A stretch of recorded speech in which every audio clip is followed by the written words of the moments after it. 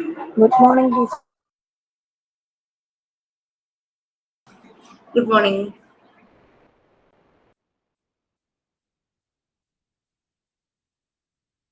Good morning, Miss. Good morning, Miss. Okay, നിങ്ങൾ prayer എല്ലാം കഴിഞ്ഞു? Okay, please.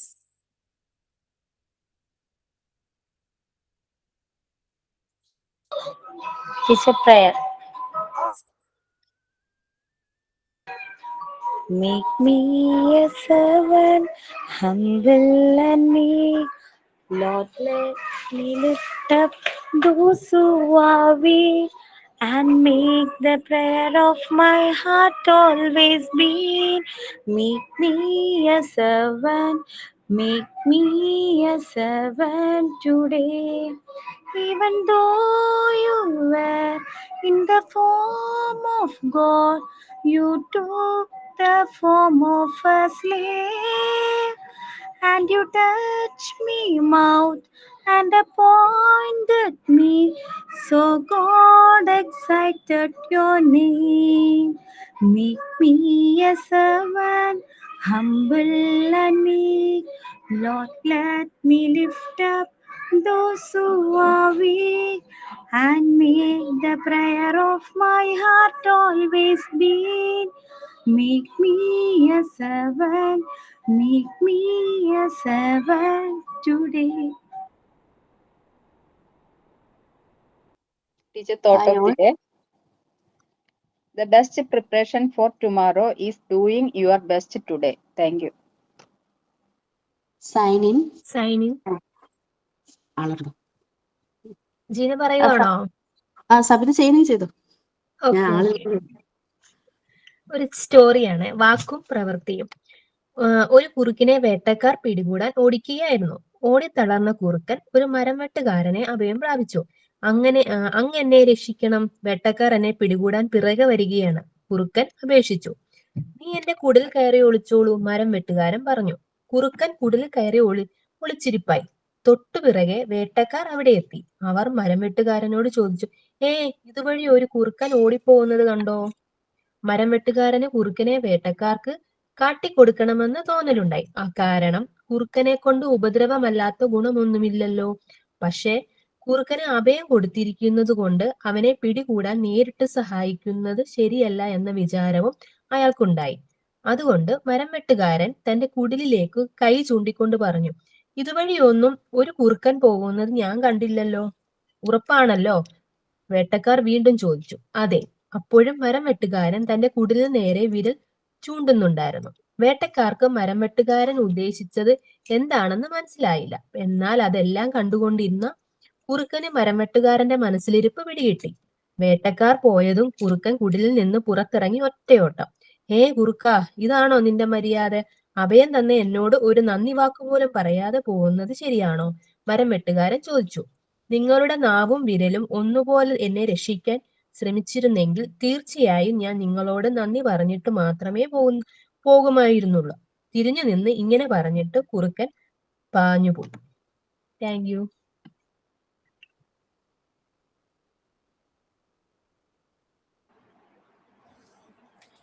ഓക്കെ, കുറച്ച് പേര് പി ജി ക്ലാസ്സിലേക്ക് ആയിട്ടുണ്ട്. സോ ഓക്കെ അല്ലേ, കംഫർട്ടബിൾ അല്ലേ പി ജി കമ്പൈൻഡ് ക്ലാസ് ആയതൊക്കെ ചോദിച്ചു? ഓക്കെ, നമ്മൾ എവിടം വരെയായി? ലാസ്റ്റ് ക്ലാസ്സിൽ എന്തായിരുന്നു? ഡെവലപ്മെന്റ് ഓഫ് വിൽ വരെ പാർട്ട് 3-യിലാണ് അല്ലേ? സോ ഡോക്ടർ മറിയ മോണ്ടിസോറി, എന്താണ് മോണ്ടിസോറി മെത്തേഡ്, അത് എങ്ങനെയാണ് ആ ഒരു കുട്ടിയിലെ ആ ഒരു ഡെവലപ്മെന്റ്, ആ ഒരു ബിൽഡിംഗ് ബ്ലോക്സ് അല്ലെങ്കിൽ ഫൗണ്ടേഷൻ സ്റ്റോൺ നല്ല സ്ട്രോങ് ആവുന്ന ആ ഒരു ഏജിൽ, pre school age 3 to 6 years ഒരു കുട്ടിയിൽ എങ്ങനെയെല്ലാമാണ് മാറ്റങ്ങൾ വരുന്നത്? അപ്പൊ അതിനെ ഹെൽപ്പ് ചെയ്യുന്ന 2 ഫാക്ടേഴ്സ് ഉണ്ടെന്ന് നമ്മൾ പറഞ്ഞിരുന്നു. ഏതൊക്കെയായിരുന്നു? ആ ഡെവലപ്മെന്റിന് ഹെൽപ്പ് ചെയ്യുന്ന 2 ഫാക്ടേഴ്സ് ഉണ്ടായിരുന്നു. ഏതാണ്? നമ്മൾ നല്ല രീതിയിൽ പ്രിപ്പയർ ചെയ്തിരിക്കുന്ന ഒരു എൻവയോൺമെന്റ്, അതുപോലെ തന്നെ ഫ്രീഡം. ഒന്നുകൂടെ ഫ്രീഡത്തെ പറയുവാണെങ്കിൽ ഫ്രീഡം വിത്തിൻ ദ ലിമിറ്റ്സ് ആണ്. അത് മാറിപ്പോരിയുള്ള ഫ്രീഡം അല്ല, ഫ്രീഡം വിത്തിൻ ദ ലിമിറ്റ്സ് ആണ്. അത് പോകെ പോകെ വരുമ്പോൾ നിങ്ങൾക്ക് മനസ്സിലാകും എന്തുകൊണ്ടാണ് ഫ്രീഡം വിത്തിൻ ദ ലിമിറ്റ്സ് എന്ന് പറയുന്നത്. അപ്പൊ നമ്മളൊരു പ്രോപ്പർ എൻവിയോൺമെന്റ് ഡിസൈൻ ചെയ്യണം. സോ അത് സ്കൂളിൽ മാത്രമല്ല, വീട്ടിലും കുട്ടി ഇടപെടുന്ന, കുട്ടി ചെല്ലുന്ന എല്ലാ ഇടങ്ങളും അതുപോലെ തന്നെ ആയിരിക്കണം. നമുക്കറിയാം ചില റിലേറ്റീവ്സ് അല്ലെങ്കിൽ നൈബർഹുഡിലുള്ളവര് വീട്ടിൽ വരുമ്പോ നമ്മള് നല്ല രീതിയിൽ ടേക്ക് കെയർ ചെയ്തിട്ടുണ്ടാവുമായിരിക്കും. പക്ഷെ അവര് വന്ന് കുട്ടിയെ കമ്പയർ ചെയ്യുന്നു, അങ്ങനെ പറയുന്നു, ഇങ്ങനെ പറയുന്നു, അങ്ങനെ അവർ ഓരോന്നൊക്കെ പറയുമല്ലേ. അപ്പൊ അങ്ങനെയുള്ളതൊക്കെ നമുക്ക് പ്രൊമോട്ട് ചെയ്യാതിരിക്കാം, അത് ഒഴിവാക്കാം. കാരണം അത് കുട്ടികളെ വല്ലാതെ ബുദ്ധിമുട്ടിക്കുന്ന ചില കമന്റ്സ് ആണ്. പ്രത്യേകിച്ച് മൂത്തൊരു കുട്ടി ഉണ്ടായി കഴിഞ്ഞ് ചെറിയൊരു കുട്ടി ഉണ്ടാവുമ്പോഴേക്കും, ചെറിയ കുട്ടിക്ക് ഒന്നും മനസ്സിലാകാൻ പറ്റാത്ത എന്ന് വെച്ചാൽ അൺകോൺഷ്യസ് മെമ്മറി ഉള്ള ഒരു കുഞ്ഞു ബേബിയാണല്ലോ. അപ്പോ ഈ മൂത്ത കുട്ടിയെ അതിനിങ്ങനെ വേണ്ട, അച്ഛനും അമ്മയ്ക്കിനെ വാവ് മതി, ലൈക്ക് ദാറ്റ്, ആ ഒരു ഡയലോഗ്സ് ഒക്കെ കുറെ കാലം മുമ്പ് വരെ കേട്ടിട്ടുണ്ട്. ഇപ്പൊ കുറവാണ് തോന്നുന്നു. അപ്പൊ ഇനി നമ്മൾക്ക് ശ്രദ്ധിക്കാം നമ്മുടെ മക്കളെ, അത് വീട്ടിലായാലും വേറെ എവിടെയായാലും. ഞാനിതൊന്ന് ഷെയർ ചെയ്യട്ടെ.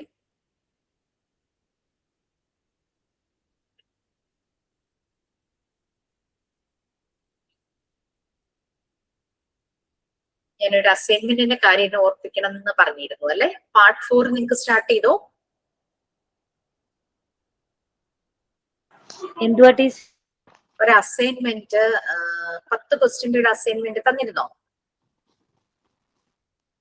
10 ക്വസ്റ്റ്യൻസ് വരുന്ന ഒറ്റ ഒരു ടീച്ചർ ഇന്നലെ PG ചോദിച്ചതായിരുന്നു, നമുക്ക് തന്നിട്ടില്ല. തന്നിട്ടില്ല? ഓക്കെ, അത് ഞാൻ തരാട്ടോ.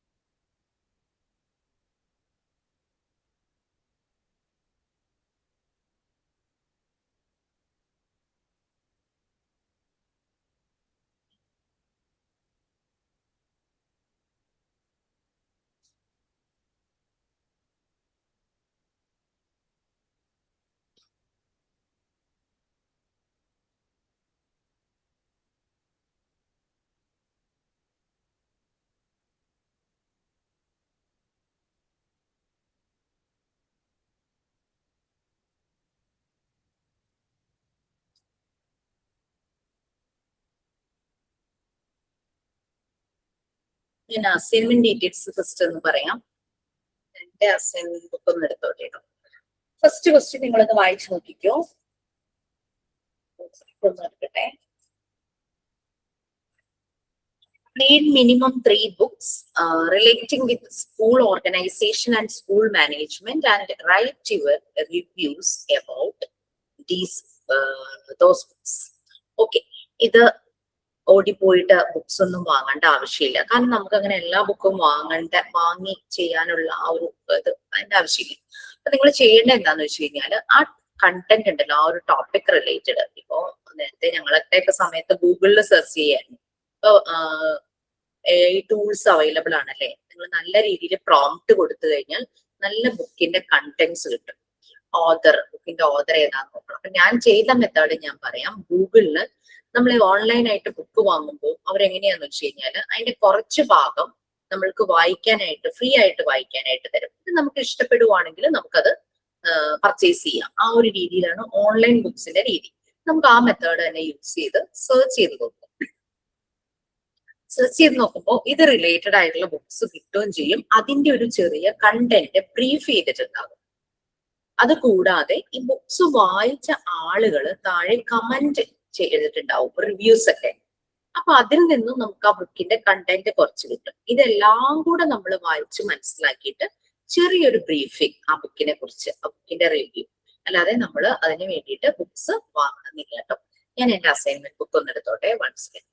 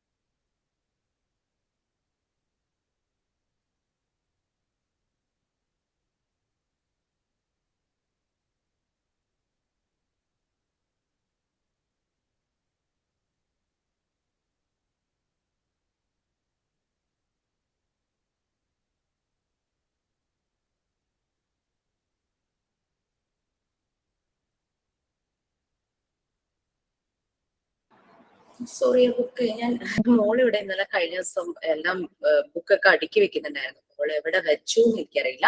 ഇനി ഞാനിത് പറയാം. അന്നേരം നെക്സ്റ്റ് ഡേ ബുക്ക് ഞാൻ എടുത്തിട്ട് ഞാനൊന്നുള്ള ഇതിലെന്തെങ്കിലും ക്ലാരിഫിക്കേഷൻ ഉണ്ടെങ്കിൽ അത് പറയാം. അപ്പൊ ഞാൻ ചെയ്ത മെത്തേഡ് അതാണ്.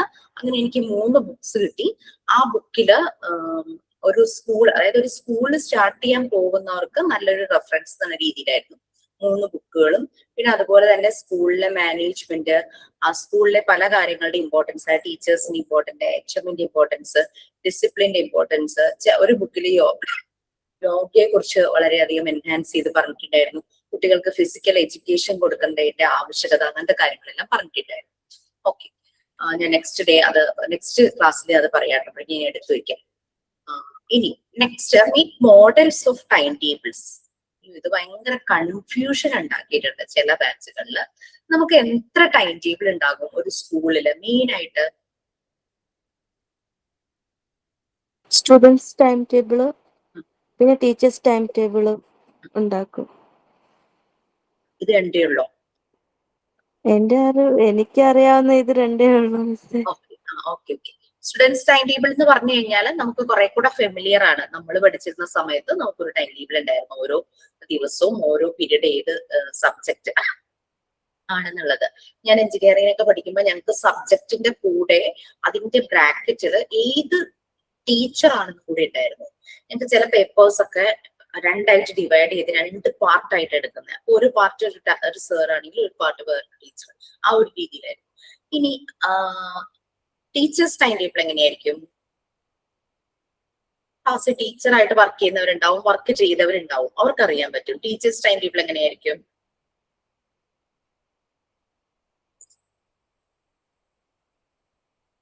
ആ ഒരു ടീച്ചർ ഡിവിഷൻ ബേസ് ചെയ്ത്, അതെ, ആ ഒരു ദിവസം ഓരോ പീരീഡിലും ഏത് ക്ലാസ്സിലാണ് പോകണ്ടേന്നുള്ള ഡീറ്റെയിൽസ് ഉണ്ടായിരിക്കും അല്ലെ.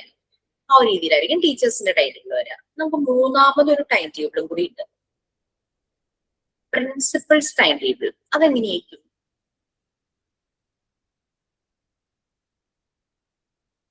പ്രിൻസിപ്പലിന് ആ ടൈം ടേബിൾ നോക്കിക്കഴിഞ്ഞാൽ മനസ്സിലാകണം ഏത് ക്ലാസ്സിൽ ഏത് ടീച്ചറാണെന്നുള്ളത്. ക്ലിയർ ആയോ 3 ടൈം ടേബിൾ? ആ ടൈം ടേബിൾ നോക്കിക്കഴിഞ്ഞപ്പം CCTV ഒക്കെ ഉണ്ട്. എന്നാലും അവരുടെ ടേബിളിൽ ചിലപ്പോൾ ഗ്ലാസ് വെച്ചിട്ടുള്ള ടേബിൾ ആയിരിക്കും. ഗ്ലാസിന്റെ അടിയിൽ വലിയൊരു ടൈം ടേബിൾ കാണുമായിരിക്കും. മൺഡേ ടു ഫ്രൈഡേ ആണ് ക്ലാസ് എങ്കിൽ ഓരോ ദിവസവും ഓരോ പീരീഡില് ഏത് ടീച്ചറാണ് ആ ക്ലാസ്സിലുള്ളത്. അപ്പൊ ഒരു ടീച്ചർ ലീവ് ആയി കഴിഞ്ഞാൽ പ്രിൻസിപ്പളിന് പെട്ടെന്ന് തന്നെ അതിന് സബ്സ്റ്റിറ്റ്യൂഷൻ കൊടുക്കാനായിട്ട് പറ്റും. ഞാൻ പ്രിപ്പയർ ചെയ്ത ടൈം ടേബിൾ എങ്ങനെയാന്ന് പറയാം. ഞാൻ സ്റ്റുഡൻസ് ടൈം ടേബിള് എന്റെ കുട്ടികളുടെ KG സെഷനിലെ ടൈം ടേബിൾ വെച്ചിട്ടാണ് ഞാൻ ചെയ്തത്. LKG ഒരു കുട്ടിയുടെ നമുക്കൊരു ഫോർമാറ്റ് മതി കേട്ടോ. അല്ലാണ്ട് സ്റ്റുഡൻസ് ടൈം ടേബിൾ എന്ന് പറയുമ്പോൾ നിങ്ങൾ എല്ലാ ക്ലാസ്സിലെയും കുട്ടികളുടെ അങ്ങനെയൊന്നും നോക്കട്ടെ. ഞാൻ ഒരു LKG സ്റ്റുഡന്റിന്റെ ടൈം ടേബിൾ എങ്ങനെയായിരിക്കും ആ ഒരു രീതിയിലാണ് സെറ്റ് ചെയ്തത്. അപ്പൊ Monday to Friday working, subject wise. അതെ, സബ്ജക്ട് വൈസ്. അതിൽ LKG ആയതുകൊണ്ട് ഡ്രോയിങ് ഉണ്ട്, കർസീവ് റൈറ്റിംഗ് ഉണ്ട്, കളറിംഗ് ഉണ്ട്, ഡാൻസ് ഉണ്ട്, മ്യൂസിക്, പ്ലേ, അങ്ങനെയൊക്കെ പറഞ്ഞിട്ട് കുറച്ച് എക്സ്ട്രാ അങ്ങനത്തെ കുറച്ച് ആക്ടിവിറ്റി ഓറിയന്റഡ് ആയിട്ടുള്ള ക്ലാസ്സുകൾ, EVS, മാത്സ്, ഇംഗ്ലീഷ്, മലയാളം, പിന്നെ അങ്ങനത്തെ അവർക്ക് ആ നിങ്ങൾക്ക് അറിയാൻ പറ്റുമായിരിക്കുമല്ലോ LKGയിലെ ഒരു ടൈം ടേബിൾ. ഞാനത് 6 പീരീഡ് ആയിട്ടാണ് ഡിവൈഡ് ചെയ്തത്. ഇപ്പൊ 7 പീരീഡ് ആണെന്നും തോന്നുന്നു. ഇനി LKGക്കാർക്ക് ചിലപ്പോൾ അതിലും കുറവായിരിക്കാം, 5 പീരീഡ് ആയിരിക്കാം. അങ്ങനെ ആദ്യത്തെ രാവിലത്തെ 3 പീരീഡ് കഴിയുമ്പോൾ ഒരു റിസസ് ബ്രേക്ക്, ലഞ്ച് ബ്രേക്ക്, അത് കഴിഞ്ഞിട്ട് അടുത്ത 3 പീരീഡ്. പിന്നെ ഇൻ ബിറ്റ്വീൻ രാവിലത്തെ ഫസ്റ്റ് പീരീഡ് കഴിയുമ്പോഴാണോ ഒരു ചെറിയ 5 minutes 10 minutes ബ്രേക്ക്. അതും വേണമെങ്കിൽ നമുക്ക് കാണിക്കാമല്ലോ. ടീച്ചർ, ഇപ്പോ എന്റെ മോള് പഠിക്കുന്ന സ്കൂളില് 4 ഇതേ ഉള്ളൂ. അവർക്ക് വെറും 4 സബ്ജക്റ്റേ ഉള്ളൂ. അപ്പൊ 4 പീരീഡ് ആയിട്ടാണ് അവര് ഡിവൈഡ് ചെയ്തിരിക്കുന്നത്. ഇപ്പൊ ഞാൻ LKGക്ക് പൊതുവെ കളറിങ് അങ്ങനെയൊക്കെ ഉണ്ടല്ലോ, കർസീവ് റൈറ്റിംഗ്, അങ്ങനത്തെ കാര്യങ്ങളൊക്കെ ഉള്ളത് കാരണം അതൊക്കെ ആഡ് ചെയ്തിട്ടുണ്ടായിരുന്നു. അങ്ങനെയാണ് ഞാൻ ടൈം ടേബിൾ വെച്ചത്. പിന്നെ ടീച്ചേഴ്സ് ടൈം ടേബിളിന് ഞാൻ ഒരു ടീച്ചറുടെ ഒരു ടീച്ചറുടെ ടൈം ടേബിൾ എന്നുള്ള രീതിയിൽ ഞാൻ കൊടുത്തു. T1 എന്നൊരു ടീച്ചർ ഉണ്ടെങ്കിൽ ആ ടീച്ചർക്ക് മൺഡേ ഇപ്പോ ഞാനിപ്പോ 6 പീരീഡ് അല്ലേ സെറ്റ് ചെയ്തത്, ആ സെയിം പാറ്റേണിൽ തന്നെ 6 പീരീഡിന്റെ ടൈം ടേബിൾ തന്നെ വെച്ചു. അപ്പോൾ ടീച്ചർ LKG-യിലും UKG-യിലും ക്ലാസ് എടുക്കുന്ന ടീച്ചറാണ്. ആ ഒരു രീതിയിൽ ഞാൻ പ്ലാൻ ചെയ്തു. പിന്നെ LKG 2 സെഷൻ ഉണ്ട്, 2 ഡിവിഷൻസ്, LKG 1-ഉം LKG 2-ഉം. അതുപോലെ തന്നെ UKG 1-ഉം 2-ഉം ഉണ്ട്. ടീച്ചർക്ക് ഈ 4 ക്ലാസ്സിൽ ക്ലാസ് ഉണ്ടെന്നുള്ള രീതിയിലാണ് ഞാൻ ടൈം ടേബിൾ സെറ്റ് ചെയ്തത്. ഒരു ദിവസം ടീച്ചറെ 6 പീരീഡ് ഉണ്ടല്ലോ, 6 പീരീഡില് ഒരു പീരീഡ് ടീച്ചർക്ക് ബ്രേക്ക് ആണ്, ഫ്രീ ആയിട്ടിരിക്കുന്ന ഒരു പീരീഡ് ആണ്. ദിവസം 5 പീരീഡേ ഉള്ളൂ ടീച്ചർക്ക്. ആ രീതിയിൽ ഞാൻ ടൈം ടേബിൾ ഡിസൈൻ ചെയ്തു. അങ്ങനെ വന്നപ്പോൾ ഒരു ക്ലാസ്സിൽ ടീച്ചർ 2 പ്രാവശ്യം പോകുന്നുണ്ട്. ഈ 4 ക്ലാസ്സിലും ടീച്ചർ പോകുന്നുണ്ട്. LKG 1 and 2, UKG 1 and 2 ഈ 4 ക്ലാസ്സിലും പോകുന്നുണ്ട് ദിവസവും. പക്ഷെ ഒരു ക്ലാസ്സിൽ ഒരു എക്സ്ട്രാ ഒരു പീരീഡ് കൂടെ കയറും. അങ്ങനെയാണ് 5 പീരീഡ് ടീച്ചർ എൻഗേജ്ഡ് ആവുന്നതും ഒരു പീരീഡ് ടീച്ചർ ഇൻ ബിറ്റ്വീൻ ബ്രേക്കും കിട്ടുന്നത്. ആ രീതിയിൽ മൺഡേ ടു ഫ്രൈഡേ ടീച്ചറുടെ ടൈം ടേബിൾ ഞാൻ ഡിസൈൻ ചെയ്തു. ഇനി പ്രിൻസിപ്പൽസ് ടൈം ടേബിൾ ചെയ്യാനായിരുന്നു കുറച്ചുകൂടെ ഒന്ന് ആലോചിക്കേണ്ടിയിരുന്നത്. അപ്പം ഞാൻ ഇതൊന്നും സെർച്ച് ചെയ്തില്ല കേട്ടോ, മോഡൽസ് ഒന്നും, വെറുതെ ഞാൻ തന്നെ വരച്ചാണ് ചെയ്തത്. എനിക്ക് എങ്ങനെ വേണമെങ്കിലും ഇനി സപ്പോർട്ട് എടുക്കാം. പ്രിൻസിപ്പൽസ് ടൈം ടേബിൾ ചെയ്തപ്പോ ഞാൻ KG സെഷൻ മാത്രമുള്ള സ്കൂളായിട്ട് അങ്ങ് അസ്യൂം ചെയ്തു. അതായത് 4 ക്ലാസ്സസേ ഉള്ളൂ, LKG 1 and 2, UKG 1 and 2. അവിടെ 6 ടീച്ചേഴ്സ് ഉണ്ട് പ്ലസ് പ്രിൻസിപ്പൽ. 6 ടീച്ചേഴ്സിന് ഞാൻ T1, T2, T3, T4, T5, T6 എന്ന പേര് കൊടുത്തു 6 പേർക്കും. അതിനുശേഷം ടൈം ടേബിൾ സെറ്റ് ചെയ്തു. അപ്പൊ നോക്കുമ്പോ നമുക്ക് ഫസ്റ്റ് പീരീഡ് 4 ക്ലാസ് റൂമില് 4 ടീച്ചേഴ്സ് ആണല്ലോ എൻഗേജ്ഡ് ആയിട്ടിരിക്കുന്നത്, 2 ടീച്ചേഴ്സ് ഫ്രീ ആയിട്ട് പുറത്തുണ്ടാവും. അങ്ങനെ അങ്ങനെ അങ്ങനെ അങ്ങനെ അസൈൻ ചെയ്ത് ആ ഒരു മൺഡേയിലെ ടൈം ടേബിൾ ചെയ്തു. പിന്നെ ട്യൂസ്ഡേ അപ്പൊ ടീച്ചർമാർക്ക് ഈക്വൽ ആയിട്ട് ബ്രേക്ക് വരുന്ന രീതിയിലും ഈക്വൽ ആയിട്ട് ക്ലാസ്സസ് കിട്ടുന്ന രീതിയിലും അസൈൻ ചെയ്തു. അതിൽ കുറച്ച് പണിയെടുക്കേണ്ടത് നിങ്ങൾ അതുപോലെ ക്ലിയർ ആയെന്ന് വിചാരിക്കുന്നു. 3 ടൈം ടേബിൾസും ക്ലിയർ ആയെന്ന് വിചാരിക്കുന്നു. ഈ ഒരു കാര്യം, അതായത് കുട്ടികളുടെ ടൈം ടേബിൾ, ടീച്ചേഴ്സിന്റെ ടൈം ടേബിൾ, പ്രിൻസിപ്പൽ, ആ 2 എല്ലാവരും ഓക്കെ ആയിരുന്നു. പക്ഷെ പ്രിൻസിപ്പൽ ടൈം ടേബിളിന് കൺഫ്യൂഷൻ ആയിരുന്നു.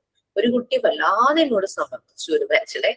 പ്രിൻസിപ്പളിന് എങ്ങനെയാ ടൈം ടേബിൾ ഉണ്ടാവുക, പ്രിൻസിപ്പൽ ഓവറോൾ ആളല്ലേ, ഏത് ക്ലാസ്സിൽ വേണമെങ്കിലും എപ്പോ വേണമെങ്കിലും പോകാലോ എന്ന് ചോദിച്ചു. ഞാൻ കുറേ പറഞ്ഞ് മനസ്സിലാക്കി. പക്ഷെ കുട്ടിക്ക് എന്താണെന്നറിയില്ല, അത് മനസ്സിലായില്ല. കുട്ടി പറയണത് എന്റെ കുട്ടി പഠിക്കുന്ന സ്കൂളിലെ പ്രിൻസിപ്പലിന് ടൈം ടേബിൾ ഇല്ല. ഞാൻ ആ പ്രിൻസിപ്പലിനെ പേഴ്സണലി വിളിച്ചു. അപ്പൊ അവർക്ക് അങ്ങനെ ടൈം ടേബിൾ ഒന്നും ഇല്ല എന്നൊക്കെയാണ് അവർ പറഞ്ഞത്. ഞാൻ പറഞ്ഞു ഡു ആസ് യു ലൈക്ക്, നിങ്ങൾക്ക് എങ്ങനെയാണ് തോന്നുന്നത് ആ രീതിയിൽ എഴുതിക്കോളാൻ പറഞ്ഞു. അത് ഈ ടീച്ചേഴ്സ് ടൈം ടേബിൾ എഴുതില്ലേ, ഒരു ടീച്ചർക്ക് ടൈം ടേബിൾ എഴുതുന്ന പോലെ ചുമ്മാ പ്രിൻസിപ്പലിനെ എഴുതി. ആ ഒരു മെസ്സേജ് എനിക്ക് പ്രോപ്പർ ആയിട്ട് എനിക്ക് കൺവേ ചെയ്യാൻ പറ്റാത്തതിന്റെ പ്രശ്നമായിട്ടാണ് ഞാൻ മനസ്സിലാക്കിയത്. നിങ്ങൾക്ക് ഇത് ക്ലിയർ ആയോ? ഇച്ചിരി കുഴപ്പിക്കുന്ന പരിപാടിയാ. ടീച്ചർ പ്രിൻസിപ്പളിന്റെ ഒന്നും കൂടെ പറഞ്ഞു, ബാക്കി 2 മനസ്സിലായി ടീച്ചർ. പ്രിൻസിപ്പൽ ടൈം ടേബിൾ എന്ന് പറഞ്ഞു കഴിഞ്ഞാല് പ്രിൻസിപ്പലിന് ആ ടൈമിൽ എടുത്തു നോക്കി, ഒരു മാസ്റ്റർ ടൈം ടേബിൾ അത് എടുത്തു നോക്കി കഴിഞ്ഞു കഴിഞ്ഞാൽ പ്രിൻസിപ്പലിന് മനസ്സിലാകണം ഏത് ക്ലാസ്സിൽ ഏത് ടീച്ചറാണ്, ഏത് പീരീഡ് ഏത് ടീച്ചറാണെന്നുള്ളത് മനസ്സിലാവണം. അപ്പൊ മൺഡേത്തെ ടൈം ടേബിൾ എടുത്ത് നോക്കുമ്പോൾ 6 പീരീഡ്, ഓരോ പീരീഡും ഏത് ടീച്ചറാണ് ക്ലാസ്സിനെ എൻഗേജ് ചെയ്യിക്കുന്നത് പ്രിൻസിപ്പലിന് ആ ടൈം ടേബിൾ നോക്കിയാൽ മനസ്സിലാവും. പിന്നെ ഏതെങ്കിലും ടീച്ചർ ലീവ് ആവുകയാണെങ്കിൽ ആ ക്ലാസ്സിൽ നമ്മൾ വെച്ച ടൈം ടേബിൾ അനുസരിച്ച് at a time 2 teachers free ആയിട്ടിരിക്കും. അപ്പൊ ആ ടീച്ചറെ അങ്ങോട്ട് സബ്സ്റ്റിറ്റ്യൂട്ട് ആയിട്ട് വിടാനായിട്ട് പറ്റും. ആ രീതിയിലാണ് പ്രൊപ്പോർഷൻ ആവാൻ വേണ്ടിയിട്ടാണ് ഞാൻ 6 ടീച്ചേഴ്സിനെ ഞാൻ സെലക്ട് ചെയ്തത്. 4 ക്ലാസ്സും 6 ടീച്ചേഴ്സും ഒരു ടൈമിൽ 4 ക്ലാസ് എൻഗേജ്ഡ് ആയിരിക്കും. 4 ടീച്ചേഴ്സ് അവിടെ ക്ലാസ് എടുക്കുന്നുണ്ടാവും, 2 പേര് പുറത്ത് ഫ്രീ ആയിട്ടിരിക്കുന്നുണ്ടാവും. ഒരാൾ ലീവ് ആയാൽ തന്നെ ഈ 2 പേരിൽ ആരെങ്കിലും ഒരാൾക്ക് അവിടെ സബ്സ്റ്റിറ്റ്യൂട്ട് ആയിട്ട് കയറാം. അപ്പൊ ആ രീതിയിൽ പ്രിൻസിപ്പലിന്റെ ടൈം ടേബിൾ വരും. അപ്പൊ നമ്മൾ ടൈം ടേബിൾ ഇങ്ങനെ ബ്ലോക്സ് ഒക്കെ വരച്ചിട്ടല്ലേ നമ്മൾ പണ്ട് ചെറുപ്പത്തിൽ നമ്മുടെ ടൈം ടേബിൾ ഒക്കെ എഴുതുന്നത്, ഇങ്ങനെ സ്ക്വയർ ഒക്കെ വെച്ചിട്ട്. അതുപോലെ സ്ക്വയർ നിങ്ങൾ ചെയ്യുവാണെങ്കിൽ മൺഡേ ഫസ്റ്റ് പീരീഡ് എന്നുള്ള അതിന്റെ താഴെ ആ ബോക്സിൽ LKG 1 അവിടെ ഇപ്പൊ T1 എന്നുള്ള ടീച്ചറാണ്, LKG 2 T2 എന്നുള്ള ടീച്ചർ ആയിരിക്കാം, UKG 1 T3, UKG 3 T4. അപ്പൊ ആ 4 ക്ലാസ്സിലും T1 T2 T3 T4 എന്നുള്ള ടീച്ചേഴ്സ് കയറി കഴിഞ്ഞു. അപ്പൊ T5-ഉം T6-ഉം പുറത്ത് ഫ്രീ ആണ്. ഈ സെക്കൻഡ് പീരീഡ് എടുക്കുക. നമുക്ക് വീണ്ടും 4 ടീച്ചേഴ്സിനെ വരണം. ഇപ്പൊ T5നെയും T6നെയും അതിലേക്ക് കൊണ്ടുവരണം. എന്നിട്ട് ബാക്കി 2 പേര് അവിടെ ഫ്രീ ആകും. ആ രീതിയിൽ ടൈം ടേബിൾ സെറ്റ് ചെയ്ത് പോകും. അപ്പൊ നമ്മുടെ ആ ബോക്സിനകത്ത് 4 ക്ലാസിന്റെ പേരും വേണം.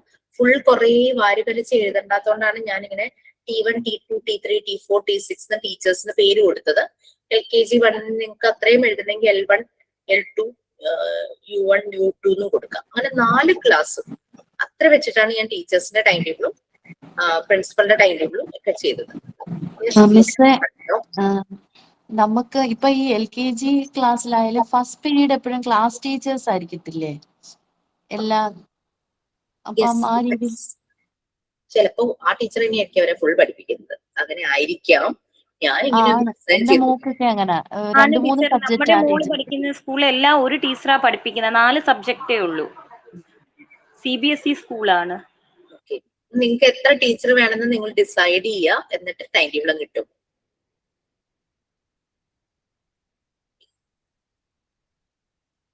ആറ് പീരീഡാണ് ഞാൻ സെറ്റ് ചെയ്തത്. 5 ആക്കാം, 4 ആക്കാം, 7 ആക്കാം. പീരീഡ്സ് കുറയുന്നതിനനുസരിച്ച് നമുക്ക് കോംപ്ലക്സിറ്റിയും കുറയും. പ്രിൻസിപ്പൽ ടൈം ടേബിൾ ഇതാണ്. പ്രിൻസിപ്പളിന് നോക്കുമ്പോൾ ഏത് ക്ലാസ്സിൽ ഏത് ടീച്ചറാണെന്ന് മനസ്സിലാകുന്ന രീതിയിൽ ഒരു ഷീറ്റ്. അല്ലാതെ പ്രിൻസിപ്പൾ ക്ലാസ് എടുക്കാൻ പോകുന്നതിന്റെ ടൈം ടേബിൾ അല്ല ഞാൻ ഉദ്ദേശിച്ചത് കേട്ടോ. അതൊന്ന് കറക്റ്റ്, അതൊന്ന് മനസ്സിലാക്കിയിട്ട് നിങ്ങൾ ടൈം ടേബിൾ ക്രിയേറ്റ് ചെയ്തോളൂ. ഓക്കെ, അപ്പൊ സെക്കൻഡ് ക്വസ്റ്റ്യൻ മനസ്സിലായി കാണല്ലോ? മനസ്സിലായല്ലോ? Third one, visit a pre school working in good way and write a brief description about this school. Teaching പ്രാക്ടീസിന് പോയവരുണ്ടാകുമായിരിക്കും. മക്കൾ പഠിച്ച സ്കൂളിൽ അറ്റ്ലീസ്റ്റ് ഒരിക്കലെങ്കിലും പോയവരുണ്ടായിരിക്കും. അത് വെച്ചിട്ട് നിങ്ങൾക്ക് എഴുതാം. അല്ലെങ്കിൽ തൊട്ടടുത്തൊരു സ്കൂള് എപ്പോഴെങ്കിലും കണ്ടിട്ടുണ്ടെങ്കിൽ അത് വെച്ചിട്ട് എഴുതാം. നല്ല രീതിയിൽ വർക്ക് ചെയ്യുന്ന ഒരു പ്രീ സ്കൂള്, അതിന് ആ സ്കൂളിനെ പറ്റി ഒരു ബ്രീഫ് ഡിസ്ക്രിപ്ഷൻ. സ്കൂളിന്റെ പ്രെമിസസ് എങ്ങനെയാണ്, പ്ലേ ഗ്രൗണ്ട് എങ്ങനെയാണ്, അവിടെ ഫെസിലിറ്റീസ് എങ്ങനെയാണ്, സെക്യൂരിറ്റി ഉണ്ടെങ്കിൽ അത്, അങ്ങനെ കൺവേയൻസ്, അങ്ങനത്തെ എന്തൊക്കെ കാര്യങ്ങൾ ആ സ്കൂളിനെ പറ്റി അറിയാമോ അതിന്റെ ഒരു ബ്രീഫ് ഡിസ്ക്രിപ്ഷൻ എഴുതുക. Next, making A FAQ, frequently asking questions, FAQ with answers four A newly starting school. പുതുതായി സ്റ്റാർട്ട് ചെയ്യാൻ തുടങ്ങുന്ന ഒരു സ്കൂള്. അപ്പൊ നമുക്ക് വളരെ കൺസേൺസ് ഉണ്ടായിരിക്കും. അപ്പൊ നമ്മള് ചില ക്വസ്റ്റ്യൻസ് കോമൺ ആയിട്ട് ചോദിക്കുമല്ലോ, അതാണ് FAQ പറയുന്നത്.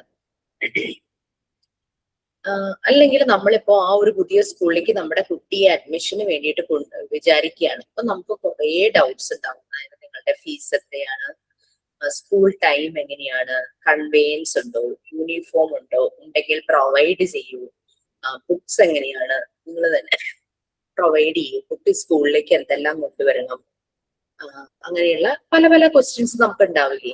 പിന്നെ other activities, extra curricular activities ഉണ്ടോ, അങ്ങനെ പിന്നെ ടീച്ചർ ട്രെയിൻഡ് വരുന്നതാണോ, അങ്ങനെ കുറെ കാര്യങ്ങൾ നമ്മൾ ചോദിക്കുമല്ലോ. അതാണ് ഇതില് FAQ ആയിട്ട് എഴുതേണ്ടത്. ഞാൻ ഏകദേശം എനിക്ക് തോന്നുന്നു 8-10 ക്വസ്റ്റ്യൻസ് അങ്ങനെ എഴുതിയിട്ടുണ്ട്. വിത്ത് ആൻസേഴ്സ് ആണ്. പിന്നെ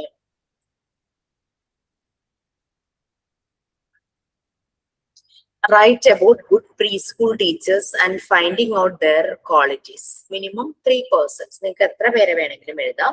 ഇത് നമുക്ക് പേഴ്സണലി അറിയാവുന്ന ടീച്ചർമാരെ കുറിച്ച് എഴുതണം കേട്ടോ. ഇനി പ്രീ സ്കൂൾ തന്നെ കിട്ടിയില്ല, ഏത് ടീച്ചർമാരെ കുറിച്ചും എഴുതാം. ഏത് കാലഘട്ടത്തിൽ നിങ്ങൾക്ക് അറിയാവുന്ന ടീച്ചർമാരെ കുറിച്ചും എഴുതാം. ഞാൻ എഴുതിയത് എന്നെ നഴ്സറിയിൽ പഠിപ്പിച്ച ടീച്ചറെ കുറിച്ചും എന്റെ മോനെ LKG പഠിപ്പിച്ച ടീച്ചർ, ഒരു സിസ്റ്റർ ഉണ്ടായിരുന്നു, സിസ്റ്റർ ആൻഡ്രീത്ത, സിസ്റ്ററിനെ കുറിച്ചും. പിന്നെ അത് കൂടാതെ ഞാൻ ഒരു മോണ്ടിസോറി സ്കൂളില് ട്രെയിനിങ്ങിന് പോയിരുന്നു. അവിടെ ഞങ്ങളുടെ ഡയറക്ടറായിട്ട് ഒരു സാർ ഉണ്ടായിരുന്നു. സാറിനെ കുറിച്ചുമാണ് ഞാൻ എഴുതിയത്. അപ്പൊ അങ്ങനെ 3 പേരാണ് മിനിമം. എത്ര പേരെ വേണമെങ്കിലും എഴുതാം. ഞാൻ എഴുതിയത് ഈ 3 പേരെ കുറിച്ചായിരുന്നു. അപ്പൊ നമുക്ക് പേഴ്സണലി അറിയാവുന്ന 3 പേര്,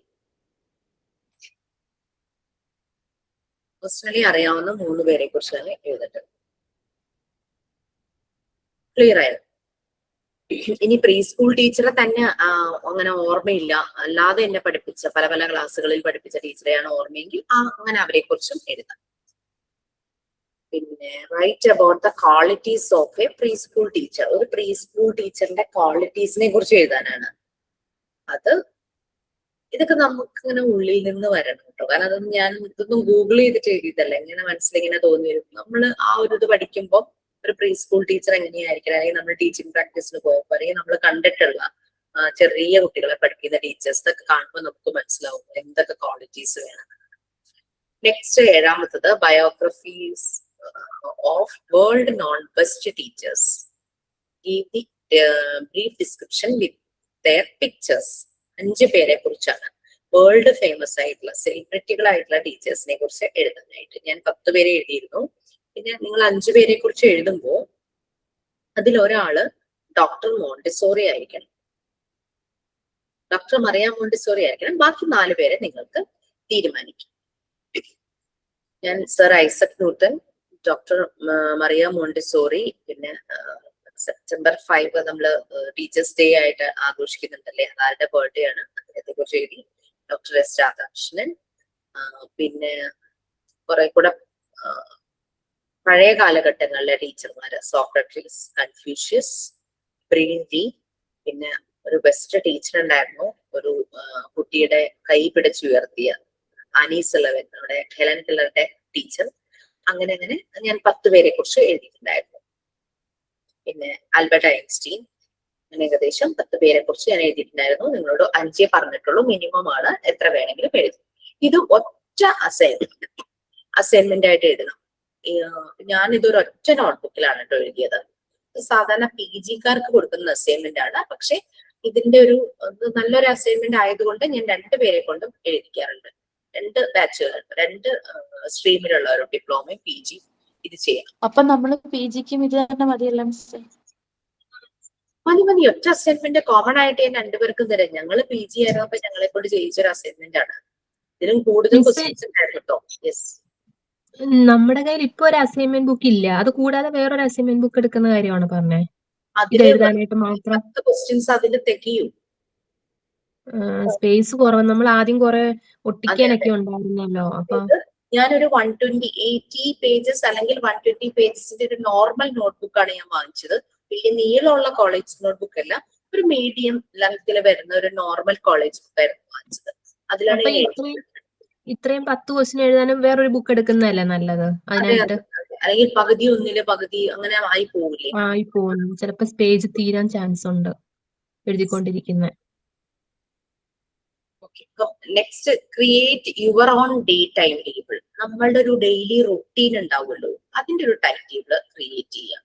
രാവിലെ ഇത്ര മണിക്ക് എണീക്കും, അങ്ങനെ അങ്ങനെയുള്ള ഓരോരോ കാര്യങ്ങൾ ചെയ്യുന്ന ഡേ ടൈം ടേബിൾ. നമ്മുടെ പ്രധാനപ്പെട്ട കാര്യങ്ങൾ ചെയ്യുന്ന ഒരു റൊട്ടീൻ, അതാണ് ഡേ ടൈം ടേബിൾ ആയിട്ട് എഴുതുന്നത്. അപ്പൊ ചിലപ്പോ ആ റൊട്ടീൻ കറക്റ്റ് ഒന്നും ആയിരിക്കില്ല. അപ്പൊ നമുക്കൊന്ന് തോന്നും എനിക്ക് ആ റൊട്ടീൻ ഒന്ന്, ഡെയിലി റൊട്ടീൻ അതൊന്ന് കറക്റ്റ് ആക്കണം എന്ന് വിചാരിച്ചാൽ ആ ഒരു രീതിയിൽ നിങ്ങൾക്ക് അത് പ്രിപ്പയർ ചെയ്യാം. Next, what are the learning activities you provided in the teaching practice school. കുറെ പേര് ടീച്ചിങ് പ്രാക്ടീസിന് പോയിട്ടുണ്ടാകും. അപ്പൊ നിങ്ങൾ എന്തൊക്കെ ആക്ടിവിറ്റീസ് ആണ് ആ സ്കൂളിൽ കൊടുത്തത്, അതാണ് എഴുതി വെക്കേണ്ടത്. അത് സ്റ്റെപ്പ് ബൈ സ്റ്റെപ്പ് ആയിട്ട്, പോയിന്റ് ബൈ പോയിന്റ് ആയിട്ട്, 1 by 1 ആയിട്ട് എഴുതാം. ഇനി പോകാത്തവര്, കുറെ പേര് പോയിട്ടുണ്ടാവും, കുറെ പേര് നമ്മുടെ ബാച്ച് ആരും പോയിട്ടില്ല. ഓക്കെ. അപ്പൊ നിങ്ങൾ പോകുവാണെങ്കിൽ എന്തെല്ലാം ആക്ടിവിറ്റീസ് ഫ്യൂച്ചറിൽ പ്ലാൻ ചെയ്തിട്ടുണ്ട് എന്നുള്ളത് ആ രീതിയിൽ എഴുതാം. പോകാത്തവര് അങ്ങനെ എഴുതാം, പ്ലാൻ ചെയ്യാം. എന്തെല്ലാം ആക്ടിവിറ്റീസ് ആണ് ഞാൻ പോവുകയാണെങ്കിൽ ഞാൻ കൊടുക്കാൻ ഉദ്ദേശിക്കുന്ന ഒരു പ്ലാനിങ് ഉണ്ടാവും, അതെഴുതാം. Next, write about child friendly school environment. ഒരു ചൈൽഡ് ഫ്രണ്ട്ലി ആയിട്ടുള്ള സ്കൂളിന്റെ എൻവയോൺമെന്റ് എങ്ങനെയായിരിക്കണം. ഞാൻ അതിന് പിക്ചേഴ്സ് ഒക്കെ ഒട്ടിച്ചിട്ടുണ്ടായിരുന്നു. ഞാനൊന്നും പറഞ്ഞിട്ടില്ല, സബ് ടു യു. പിക്ചേഴ്സ് ഒട്ടിക്കണമെങ്കിൽ അത് ഒട്ടിക്കണം.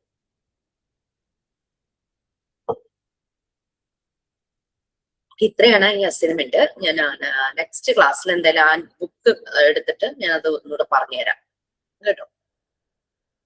ടീച്ചർ, ഇത് സബ്മിറ്റ് ചെയ്യുന്ന ഡേറ്റ്? സബ്മിറ്റ് ചെയ്യണ്ട, കാരണം ഇത്രയും പേജസ് ഒരു ബുക്ക് മുഴുവനും നിങ്ങൾ എങ്ങനെ സബ്മിറ്റ് ചെയ്യും?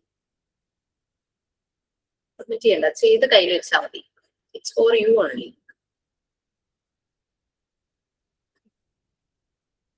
മിസ്, ആ പ്രിന്റ് നമ്മുടെ ക്ലാസ് റൂമിൽ ഇടത്തില്ലേ? ഇടുവിട്ടു. Thank U.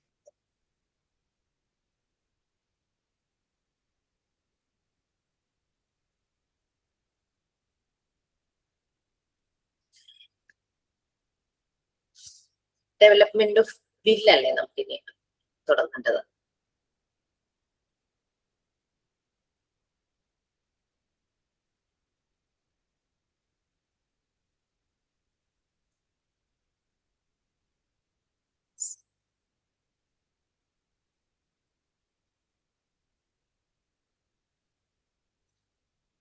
ഓക്കെ, നമ്മൾ കുട്ടിയുടെ ഡെവലപ്മെന്റിന്റെ ഓരോരോ സ്റ്റേജസ് ആയിട്ട് നമ്മൾ പറഞ്ഞു വരികയാണ് അല്ലെ.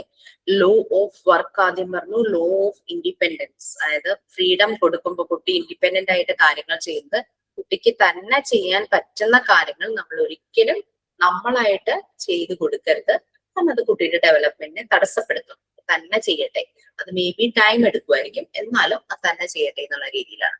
അപ്പൊ ഡെവലപ്മെന്റ് ഓഫ് വിൽ 3 സ്റ്റേജസിലായിട്ടാണ് ഈ ഡെവലപ്മെന്റ് ഡോക്ടർ മോണ്ടിസോറി ഒബ്സർവ് ചെയ്തത്. നമ്മൾ ഈ ഓരോ കാര്യം ചെയ്യുമ്പോഴും ഡോക്ടർ മോണ്ടിസോറിയുടെ കണ്ണുകളിലൂടെ തന്നെ ഇത് മനസ്സിലാക്കണം ആസ് എ ഫെസിലിറ്റേറ്റർ. അങ്ങനെ റിപ്പീറ്റഡ് വർക്ക് ചെയ്യുമ്പോൾ പേഴ്സണാലിറ്റി ആണ് ഡെവലപ്പ് ചെയ്യുന്നത്, ദാറ്റ് ഇസ് വിൽ ഡെവലപ്പ് ചെയ്യണം. സോ ഇവിടെ ആരെങ്കിലും ഒന്ന് റീഡ് ചെയ്യാമോ? ഫസ്റ്റ് സ്റ്റേജ് ഇൻക്ലൂഡ് ചെയ്തിട്ട് ഇൻട്രൊഡക്ഷനും കൂടെ ഒന്ന് റീഡ് ചെയ്തു. Development of will. Through repeated work, the child will slowly create will. As he repeats his work many times over a period of time, he gains power over his own actions. The child then moves to the second stage, that is accepting self-development as a way of life. After accomplishing self-discipline as the way of life, the child reaches the third stage of the development will, involving the power of serve. The Montessori observed 3 stages of development. First stage, repetition. The child has a basic inner urge and directs him towards determined activities. He does not consciously direct his will. The child begins the repetition of an activity several times without obvious reason to an adult. However, internally, this repetition assists him in his psychic development. It is important to note that, however trivial his achievement may be to an adult, but for the child, he is acquiring control over himself and the surroundings. In a short time, he will be a master of the environment himself. Constant interruption by an adult will have a disturbing effect on his psychic development, especially in terms of his self-concept. As the child sustains making his own decision and movement in the environment, he slowly moves from an unconsciousness stage into consciousness. This is a slow process and it develops through the continuous contact with the environment. As the child begins to have activity in his environment at his own conscious dictate, he will continue to be encouraged. The child's will is gradually developed as he endures to adapt to the limits of his chosen task. Okay, ആർക്കെങ്കിലും explain ചെയ്യാൻ പറ്റും എന്താ ഒരു development of will, അതായത് personality develop ചെയ്യുന്നത് എങ്ങനെയാണ്? Doctor Montessori അത് 3 സ്റ്റേജിലൂടെയാണ് പറഞ്ഞത്. അതിന്റെ ഫസ്റ്റ് സ്റ്റേജ് ആണ് നമ്മളിത് പറയുന്നത്. അപ്പൊ നമ്മൾ ആദ്യത്തെ കേസിലൊക്കെ നമ്മൾ പറഞ്ഞു കുട്ടിക്ക് ഇഷ്ടപ്പെട്ട മെറ്റീരിയൽസ് ചൂസ് ചെയ്യാനുള്ള ഫ്രീഡം പ്രൊവൈഡ് ചെയ്തിട്ടുണ്ട്. അപ്പൊ അങ്ങനെ ഇഷ്ടപ്പെട്ട കാര്യമാകുമ്പോൾ വളരെ ശ്രദ്ധയോടുകൂടെ ചെയ്യും. പവർ ഓഫ് അറ്റൻഷൻ, കോൺസെൻട്രേഷൻ, കിട്ടുന്ന കാര്യങ്ങളെല്ലാം പറഞ്ഞു. പിന്നെ ഓരോ കാര്യങ്ങൾ ചെയ്യുമ്പോൾ 5 സെൻസസ് യൂസ് ചെയ്തിട്ടാണ് കുട്ടിയുടെ ഓരോ സെൻസും ട്രിഗർ ചെയ്യുന്നു. കഴിഞ്ഞ ക്ലാസ്സിൽ പ്രാക്ടിക്കൽ ആയിട്ടില്ല അല്ലെ, പ്രാക്ടിക്കൽ ക്ലാസ്സിൽ നമുക്ക് ഈ ഡോക്ടർ മോണ്ടിസോറി ഡിസൈൻ ചെയ്ത പല മെറ്റീരിയൽസും വൈബ്രന്റ് കളേഴ്സ് ആണ്. നമുക്കറിയാം കുഞ്ഞുങ്ങൾ ചെറുപ്പത്തിൽ ഡാർക്ക് കളേഴ്സിനോട്, വൈബ്രന്റ് കളേഴ്സിനോട് ഭയങ്കര അട്രാക്റ്റഡ് ആയിരിക്കും അല്ലെ. പിന്നെ നമ്മളുടെ ഒരു പ്രായം വരുമ്പോഴാണ് നമുക്കത് ലൈറ്റ് കളറിനോട് ഇഷ്ടം, ചിലർക്ക് ഡാർക്ക് കളറിനോട് ഇഷ്ടം, ചിലർക്ക് പേസ്റ്റൽ കളേഴ്സിനോട് ഇഷ്ടം, ചിലർക്ക് ഡിസൈൻസ് വരുന്നതിനോട് ഉള്ള പാറ്റേണിനോട് ഇഷ്ടം. അങ്ങനെ ഓരോരുത്തരുടെ ടേസ്റ്റ് മാറുന്നത്. പക്ഷെ ഇനീഷ്യലി ഡാർക്ക് കളേഴ്സിനോട് അവർക്ക് വളരെ ഒരു അട്രാക്ഷൻ, വൈബ്രന്റ് കളേഴ്സ്. അതുകൊണ്ട് മെറ്റീരിയൽസ് പലതും ഈ കളർഫുൾ ആയിട്ടാണ് ഡിസൈൻ ചെയ്തിരിക്കുന്നത്. കൂടുതലും ബ്ലൂ, റെഡ്, യെല്ലോ, അങ്ങനെ ഡാർക്ക് കളേഴ്സ് ഉണ്ടല്ലോ. അപ്പം നമ്മൾ മാത്തമാറ്റിക്കൽ ഏരിയയില് ചില മെറ്റീരിയൽസ് ബ്ലൂ റെഡ് കോമ്പിനേഷൻസിലുണ്ട്. എന്നോട് ഇങ്ങനെ പ്രാക്ടിക്കൽ കൊടുത്തപ്പോ ചോദിച്ചു എന്തുകൊണ്ടാ കളർ അങ്ങനെ കൊടുക്കുന്നത് വെച്ചപ്പോ ഇവർക്ക് ആദ്യം കളർ സെൻസ് ആണ് വരുന്നത്, ക്രോമാറ്റിക് സെൻസ്. അതാണ് അവർ ആദ്യം ഐഡന്റിഫൈ ചെയ്യുന്നത്. പിന്നെയാണ് നമ്മൾ നമ്പർ എന്നുള്ള കൺസെപ്റ്റിലേക്ക് പോകുന്നത്. അങ്ങനെ അങ്ങനെ നമ്മൾ സ്ലോലി സിംപിളിൽ നിന്ന് അവർ കോംപ്ലക്സിലേക്ക് പഠിക്കുക. എല്ലാം സിമ്പിൾ ആയിട്ടല്ല പഠിക്കുന്നത്. സിമ്പിൾ ആദ്യം തുടങ്ങും, എന്നിട്ട് കോംപ്ലക്സിലേക്ക് പോകും. അങ്ങനെ വരുമ്പോ ആ കുട്ടിക്ക് ലേറ്റർ ലേണിംഗ്, അതായത് ഈ മോണ്ടസോറി മെത്തേഡ് കഴിഞ്ഞ് പിന്നെ ഏത് സ്കൂളിലേക്കാണോ കുട്ടി പോകുന്നത് അവിടെ എത്തുമ്പോൾ കുട്ടിക്ക് യാതൊരു ബുദ്ധിമുട്ടും ഉണ്ടാവില്ല. ആ ഒരു ലേണിംഗ് പ്രോസസ്സ് എങ്ങനെയൊക്കെ എന്തൊക്കെ മുന്നിട്ട് വന്നാലും വളരെ കേപ്പബിൾ ആയിരിക്കും. അതാണ് ഈ ഒരു മെത്തേഡിന്റെ ഒരു പ്രത്യേകത. ഓക്കെ, തേർഡ് സ്റ്റേജ് ആയ ഡെവലപ്മെന്റ് ഓഫ് വിൽ, അതായത് പേഴ്സണാലിറ്റി ഡെവലപ്പ് ചെയ്യുന്നു. പല കാര്യങ്ങളും തന്നെ ചെയ്യുന്നതിൽ കൂടുതൽ കോൺഫിഡന്റ് ആകും. അപ്പൊ ഫസ്റ്റ് ആ ഒരു ഡെവലപ്മെന്റ് നടക്കുന്ന ഫസ്റ്റ് സ്റ്റേജ് എന്ന് പറഞ്ഞു കഴിഞ്ഞാല് റിപ്പീറ്റേഷൻ ആണ്. ഇഷ്ടമുള്ള കാര്യമാകുമ്പോൾ നമുക്കറിയാം കുട്ടികൾ പലതവണ ഇങ്ങനെ റിപ്പീറ്റ് ചെയ്തുകൊണ്ടിരിക്കും. ചിലപ്പോൾ നമുക്ക് തന്നെ തോന്നുന്നത് മടുക്കുന്നില്ലേ തോന്നും, പക്ഷെ കുട്ടി അത്രയും ടൈംസ് ഇരുന്ന് റിപ്പീറ്റ് ചെയ്യുന്നതാണ്. അങ്ങനെ അവന് ആ ഒരു ചെയ്യുന്ന ആക്ടിവിറ്റിയുടെ കൺട്രോൾ കിട്ടുന്നു. ദാറ്റ് മീൻസ് അവൻ അതിന്റെ മാസ്റ്റർ ആകുമോ. സോ അവന്റെ പേഴ്സണാലിറ്റി ഡെവലപ്പ് ആകും. ഒരു അഡൾട്ട് രീതിയല്ല, കുട്ടി അത് പലതവണ റിപ്പീറ്റ് ചെയ്യുന്നു. അഡൾട്ടിന് ഇപ്പൊ ഒരു ബൗൾ ചെയ്യുന്ന വേറൊരു എംപ്റ്റി ബൗളിലേക്ക്, വെള്ളമുള്ള ഒരു ബൗളിൽ നിന്ന് ഒരു എംപ്റ്റി ബൗളിലേക്ക് സ്പൂണ് കൊണ്ട് വെള്ളം ഫില്ല് ചെയ്യുന്നു. കുട്ടി വളരെ ഇൻട്രസ്റ്റ് ആയിട്ട് ചെയ്യൂലേ. ഒരു ആസ് എൻ അഡൾട്ട് നമുക്കത് അത്ര ഇഷ്ടപ്പെട്ട ഇൻട്രസ്റ്റ് ഒന്നും ഉണ്ടാവില്ല. നമ്മള് എടുത്തപ്പുറത്തേക്ക് ഒഴിക്കുക എന്നുള്ളതേ ഉള്ളൂ. സ്പൂണിങ് നമ്മളൊരു ആക്ടിവിറ്റിയാണ് കേട്ടോ. മോണ്ടിസോറി മെത്തേഡിൽ ഒരു ആക്ടിവിറ്റിയാണ് സ്പൂണിങ്. അപ്പൊ ഈ സ്പൂൺ അത് ചെയ്യുമ്പോൾ ഇവരുടെ കുഞ്ഞു വിരലാണ് യൂസ് ചെയ്യുന്നത് അല്ലെ. അപ്പൊ അവർക്ക് അതിന്റെ ഫൈൻ, അവരുടെ ആ വിരലിലെ ചെറിയ മസിൽസിന്റെ development, fine motor skills develop ആവും. അങ്ങനെ ഈ ഒരു പ്രോസസ്സിലൂടെ കടന്നു പോകുമ്പോൾ കുട്ടിയുടെ psychic development, mental development, cognitive development ആണ് നടക്കുന്നത്, ബുദ്ധിപരമായ വളർച്ച.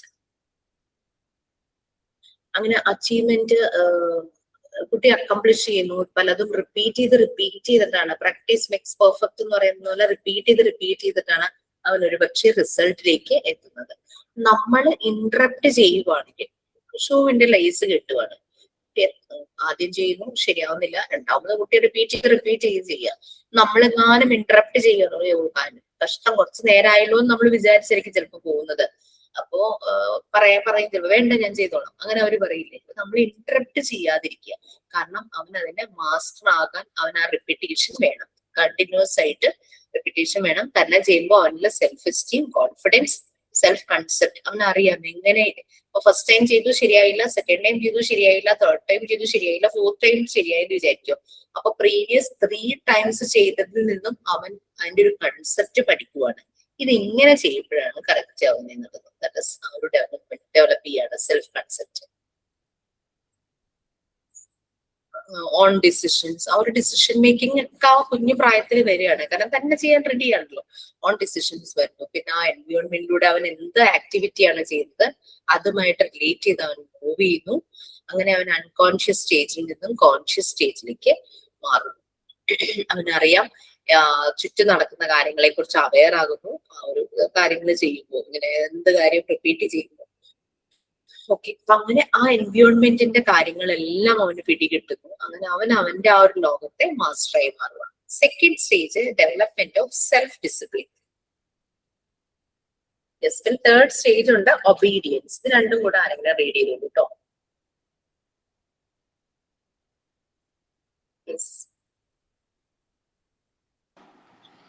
Third stage, obedience. After achieving self-discipline, second സ്റ്റേജും തേർഡ് സ്റ്റേജും ഒരുമിച്ച് വായിച്ചു. Development of second stage miss കേൾക്കുന്നില്ലേ? കേൾക്കാം. Second stage development of self discipline അല്ലേ? Second stage development of self discipline. The third will acquire further independence and power over himself through work.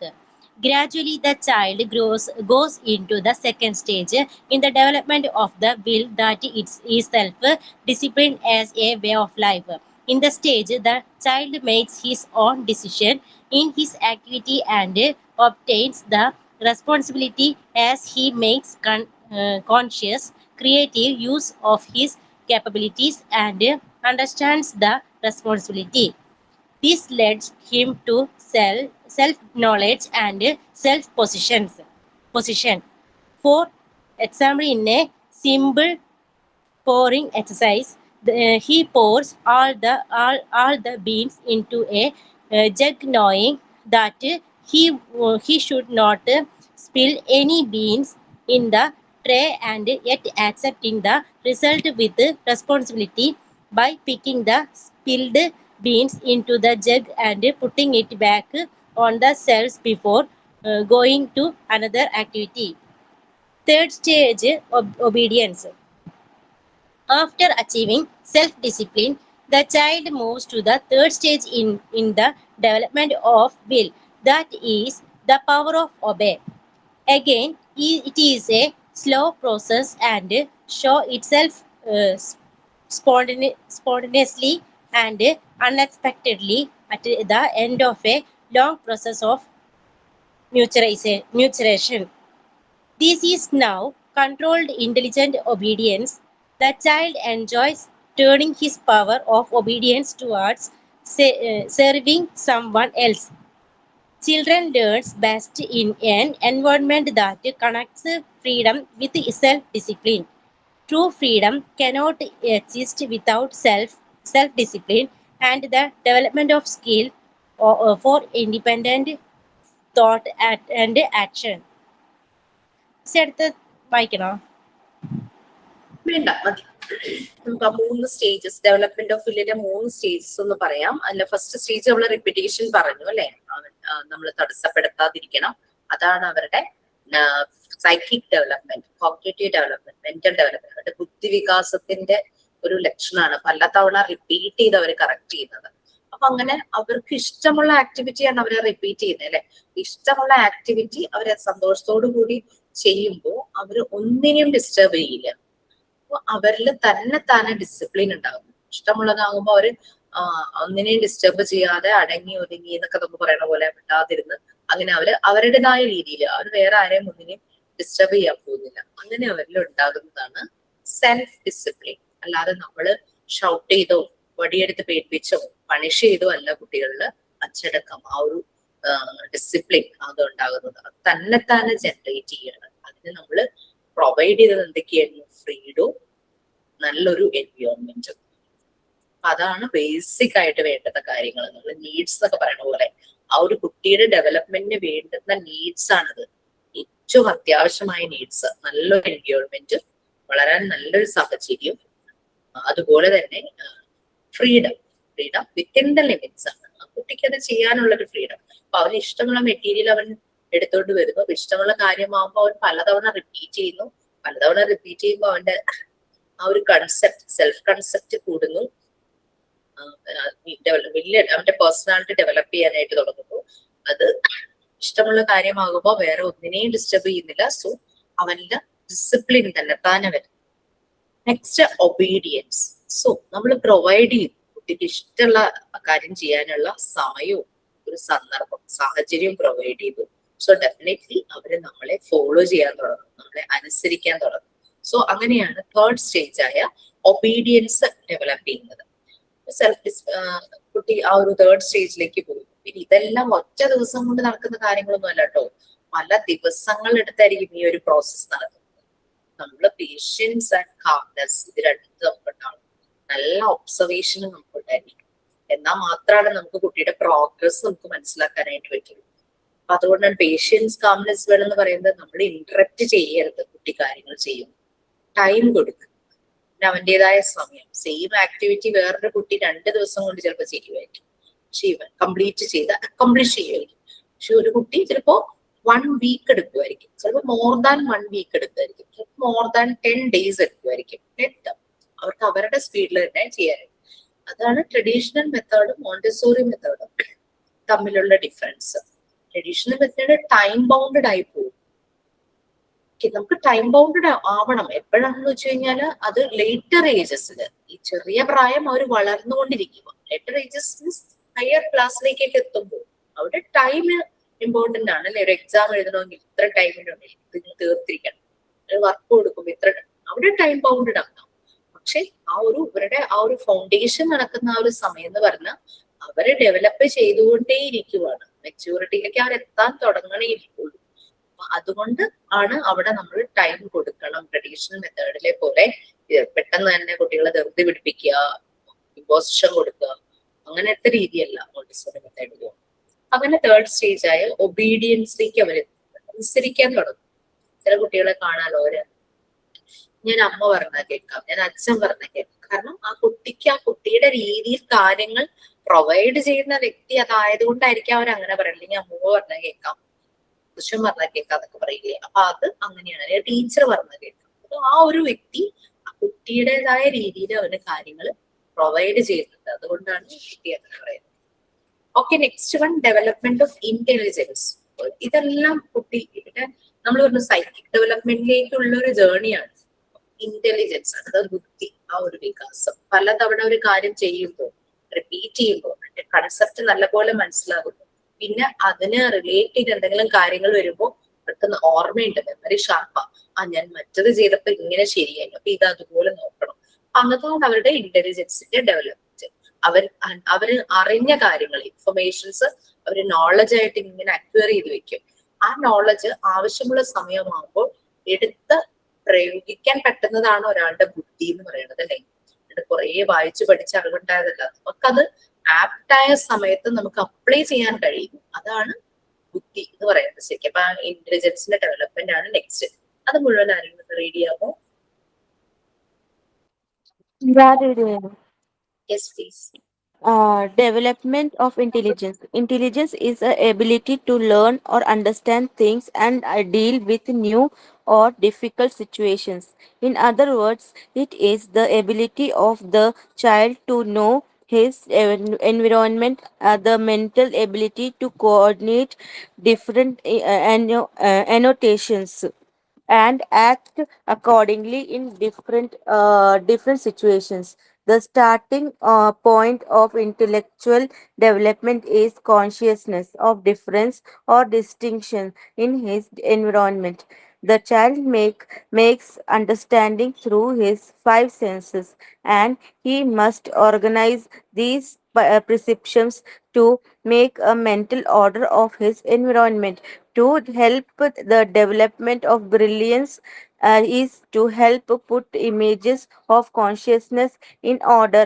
So the basis of intelligence development is the emotional impression that the child gets while he collaborates with his environment. At infancy, the child absorbs a lot of impressions unconsciously, and then it turns to conscious knowledge as he grows. So, at the stage of intelligence development, the child needs refinement of senses, that is, more activities which will improve the impression that through the senses. The activities should bring order and system to all the sensorial impressions the child receives. The child should not the child should be led to study qualities such as length, breadth, height, color, texture, weight, size, etc. Full, varied, and ordered sensorial exercise are the best preparation for the higher life of the ability in the child's years to come.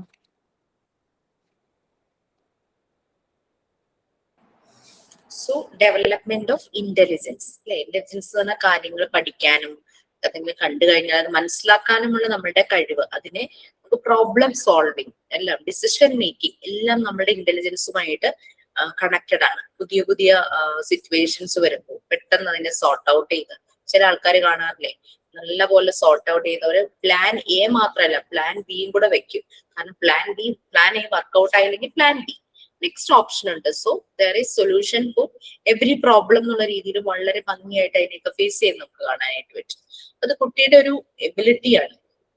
ചുറ്റുപാടുമുള്ള കാര്യങ്ങൾ മനസ്സിലാക്കി അതിനെ coordinate ചെയ്യാനായിട്ട് ആ ഒരു ഇന്റലിജൻസിന്റെ development. അവര് ഇപ്പൊ order ഒക്കെ വരുന്നത് രാവിലെ എണീറ്റാൽ ഇങ്ങനെയാണ് കാര്യങ്ങൾ ചുറ്റുപാട് നടക്കുന്നത്, വീട്ടിലുള്ള മെമ്പേഴ്സ് ഇങ്ങനെയാണ് രാവിലെ തുടങ്ങിയ, അപ്പം ജോലിക്ക് പോണവരുണ്ടാവും, അതുപോലെ സ്കൂളിൽ പോകുന്ന ചെറിയ അവരുടെ ചേട്ടന്മാരോ ചേച്ചിമാരൊക്കെ ഉണ്ട്. അപ്പൊ ഇതെല്ലാം കുട്ടിയുടെ മനസ്സിൽ വരും. ഇത് അവർ ലേൺ ചെയ്യും. അതിനറിയാം ഇത്ര സമയമാകുമ്പോൾ അവർ തിരിച്ചു വരും.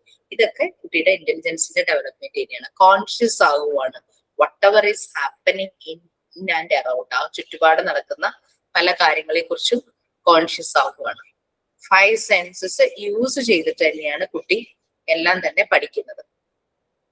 പിന്നെ നമ്മൾ കാണുന്ന പോലെ ആയിരിക്കില്ല അവർ ചുറ്റും നടക്കുന്ന പല കാര്യങ്ങളും കാണുന്നതും അവരുടെ മനസ്സിൽ അതിന്റെ ഒരു മെന്റൽ ഇമേജ് അവർ വെക്കുന്നതും. ഇതെല്ലാം എൻവയോൺമെന്റിൽ നിന്ന് കിട്ടുന്ന സെൻസ് ചെയ്യുന്ന കാര്യങ്ങളെല്ലാം കുട്ടി അത് ഇൻഫർമേഷൻസ് ആണ്. അതിനെല്ലാം അനലൈസ് ചെയ്ത് അതിന് ഒരു നോളജ് ആക്കി വെക്കും.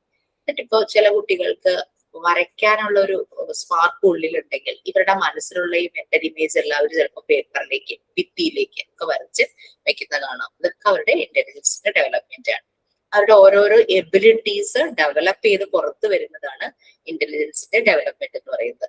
അതുപോലെ തന്നെ ഇമോഷൻസ് എക്സ്പ്രസ് ചെയ്യാൻ അപ്പൊ നമുക്കറിയാം, നമ്മൾ കോഗ്നിറ്റീവ് ഡെവലപ്മെന്റ് പഠിച്ചപ്പോൾ നമ്മൾ പറഞ്ഞു കോഗ്നിറ്റീവ് ഡെവലപ്മെന്റ് ലോ ആണെങ്കിൽ ആ കുട്ടിയുടെ ബാക്കി എല്ലാ ഡെവലപ്മെന്റും അതിന്റെ ഒരു ഇമ്പാക്ട് ഉണ്ടായിരിക്കും, ലോ ഉണ്ടാവും നമ്മൾ പറഞ്ഞിരുന്നു അല്ലെ.